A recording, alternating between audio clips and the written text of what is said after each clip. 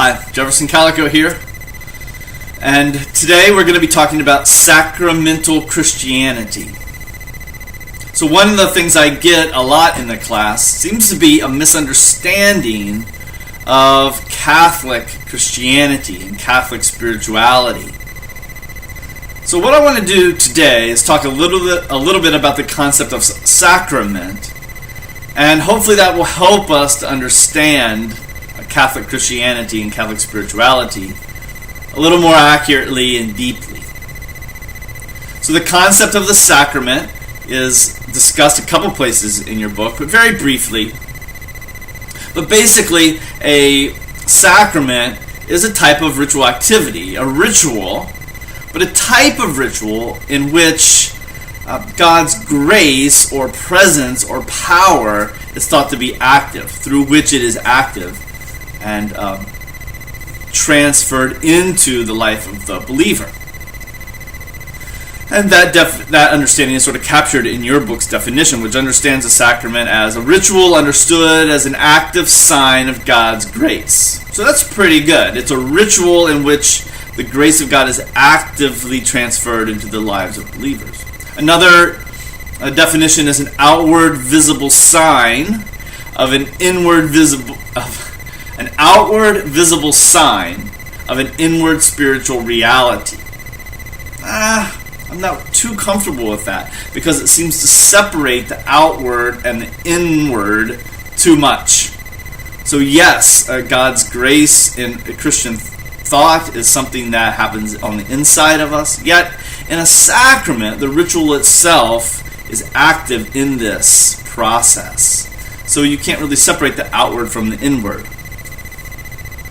Another definition which I like is a sacred rite capable of transferring the mystery of Christ to worshipers.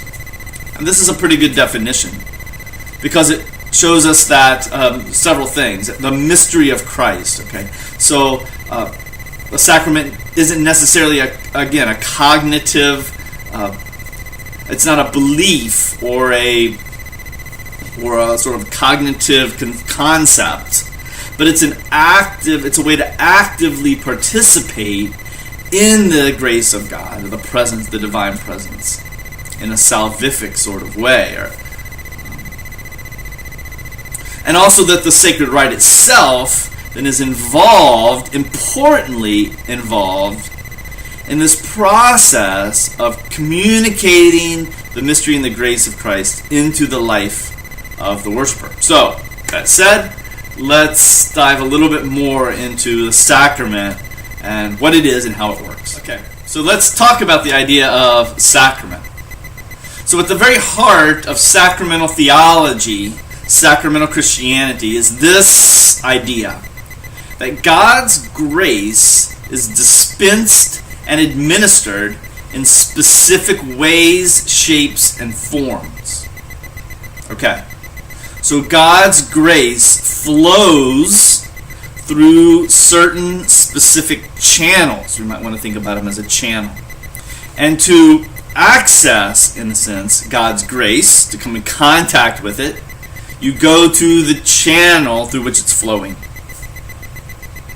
So one way to think about this is in terms of being thirsty.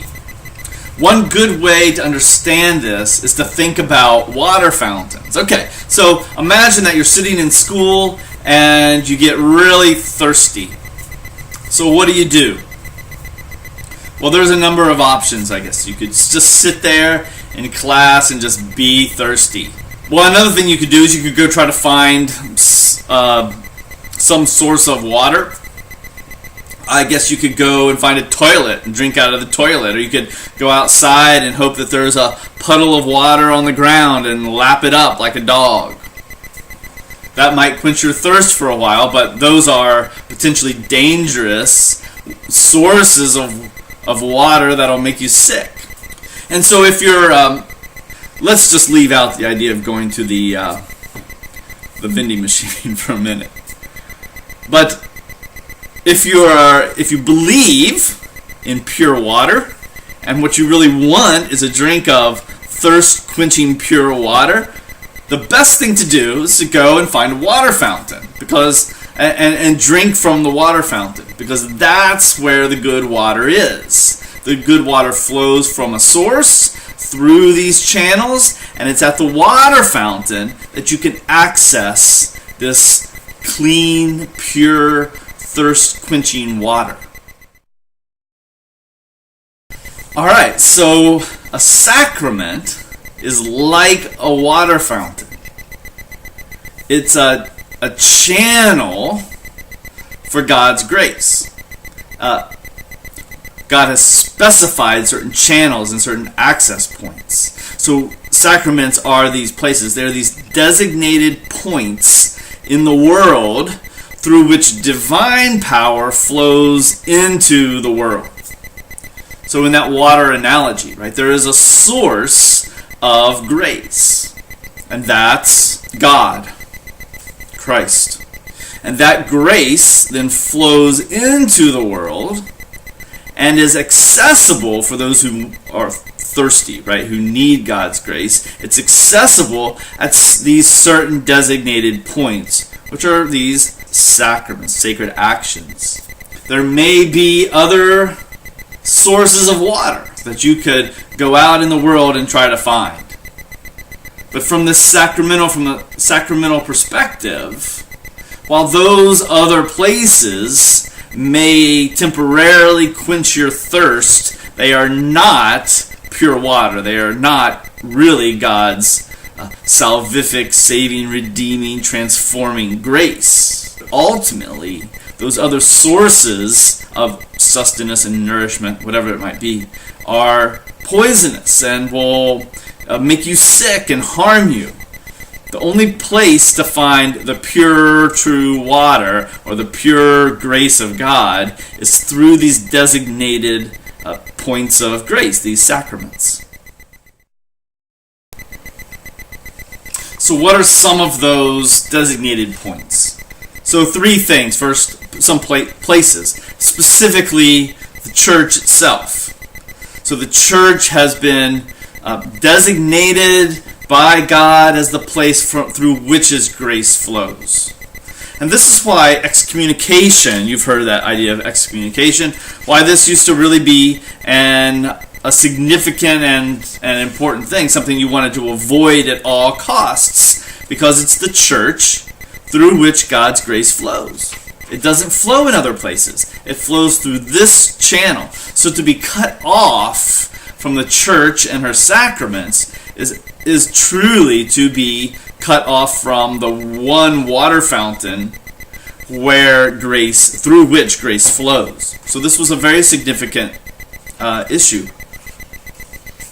Certain people, so specifically priests, for instance, in the sacramental tradition. So priests are special, not that they have special powers in themselves, inherent in themselves, but they're special in that they are authorized by the church to dispense God's grace. That's what a priest can do.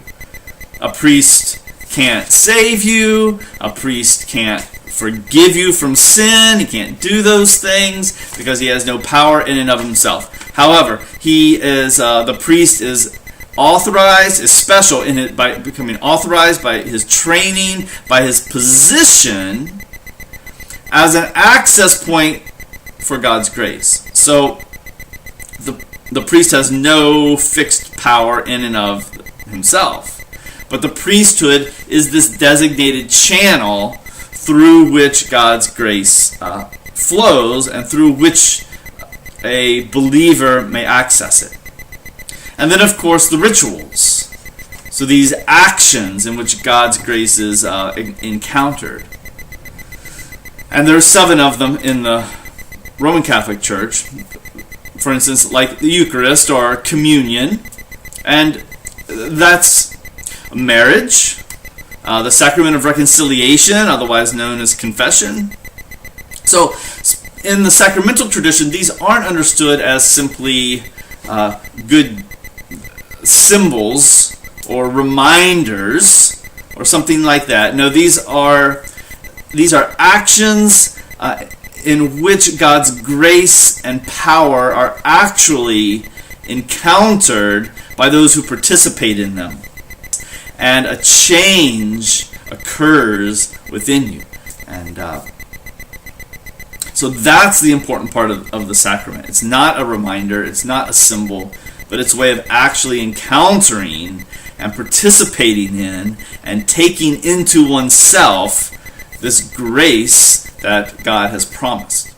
So in that way, these things are like a water fountain. The church and the priesthood and these rituals, the sacraments, they are human actions, but they're significant not in and of themselves, but in that they are the designated places through which God's grace flows and through which it's accessible. We also see this sacramental theology, this sacramental orientation played out in the scriptures. So let's read together in Matthew chapter 15, verses 32 through 37. Then Jesus called his disciples and told them, "I feel sorry for these people. They have been here with me for 3 days, and they have nothing left to eat. I don't want to send them away hungry, or they will faint along the way." And the disciples replied, "Where would we get enough food here in the wilderness for such a huge crowd?" And Jesus asked, "How much bread do you have?" They replied, 7 loaves and a few small fish. So Jesus told all the people to sit down on the ground, and then he took the 7 loaves and the fish, thanked God for them, and broke them into pieces. He gave them to the disciples, who distributed the food to the crowd.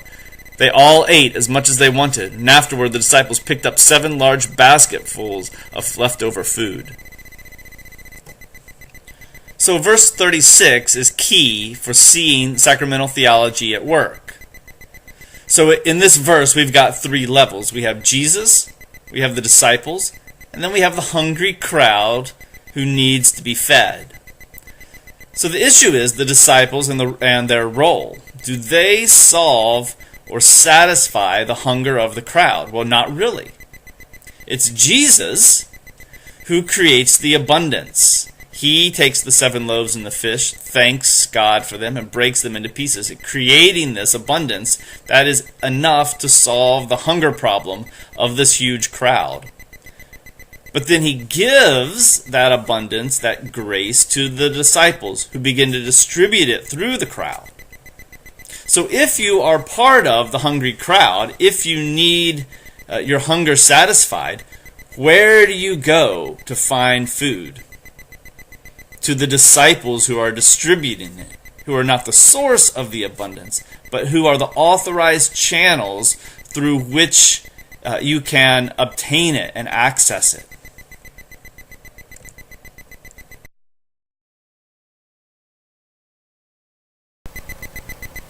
So many Protestants, I think, see Catholic Christianity in terms of this faith versus works dichotomy. But that really misses the point of sacramental theology. It's not a faith versus works issue, like salvation comes through faith only, and other people, sacramental people, liturgical people, Christians are pursuing these good works, which they're trying to use to save them. That's not the issue here. The issue is this, that faith and the sacraments work together. So faithful people use the sacraments. Faith makes use of the sacraments as these places where God's grace is accessible. It's just like thirsty people make use of water fountains. If you really want true, pure water, if you really want to quench your thirst, if you really believe that out there somewhere is pure, good water, what do? You go to the water fountain. And so this is the same way in the religious setting. People of faith, people who believe in God, people who believe that God's grace, that God is making His grace available, what do? They make use of the sacraments, these designated channels through which God's grace can be found and encountered.